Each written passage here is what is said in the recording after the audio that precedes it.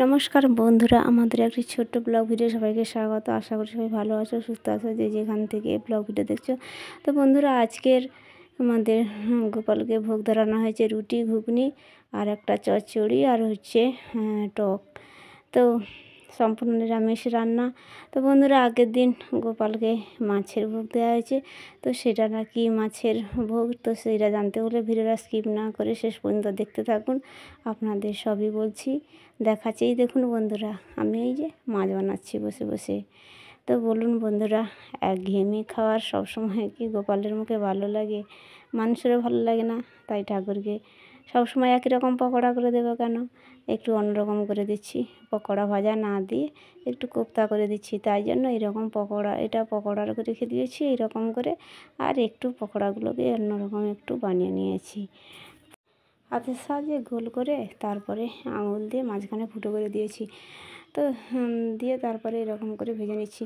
তো যাই হোক, ওদিকে তো ওগুলো বানাচ্ছি, তো এদিকে রান্না করেছি। এই বাড়িতে একটা ঢেঁড়স হয়েছিল বাগানে, তার ভাজা করেছি, একটা বেগুনে ভাজা করেছি, আলু ভাজা করেছি, কুঁদলি ভাজা করেছি, কলা ভাজা করেছি, চাল কুমড়ো চচ্চড়ি করেছি, টক করেছি, আর কোপ্তা কারি হচ্ছে।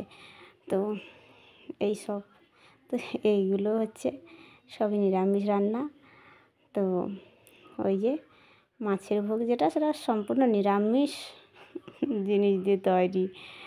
ওই চাল, ডাল, তারপরে হচ্ছে আলু, কলা, বেসন, কাঁচা লঙ্কা কুচি, এইসব দিয়ে পকোড়া বানিয়ে তাকে হচ্ছে ওই একটুকু মাছের চাকার মতো সাইজ করে কোপ্তা বানিয়েছি। তো এই ভোগটাই গোপালকে দেওয়া হবে। গোপালে কি সবসময় একই রকম খেতে ভালো লাগে? তার জন্য বলছি যে আজ একটু অন্যরকম করে দিই। তো তাই করে দিলাম ভগবানকে। তো আমিষ ভোগ দেওয়া যায় না গোবিন্দকে, তবে মায়ের ভোগ হয় শুনেছি। কালী মায়ের ভোগ হয় আমিষ।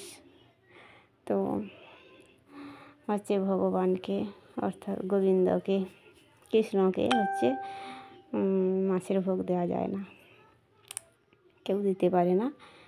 তো যাই হোক, এই মা আমার আজকে 30 বছরের বেশি দীক্ষিত। তো আমার মা কি দিতে পারে এই খাওয়ার গোপালকে? মা বলছে তুই যে কত রকম করবি। তো যাই হোক, মা ভোগ ধরাচ্ছে। তো আমার ভাইয়ের খিদে পেয়ে গেছে, তাই তাকে আগে খেতে দিয়ে দিয়েছি, বেলা হয়ে গেছে।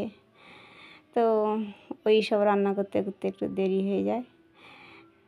তো মা এই যে ভোগ ধরিয়ে নিয়ে চলে এসছে ঠাকুর ঘর থেকে।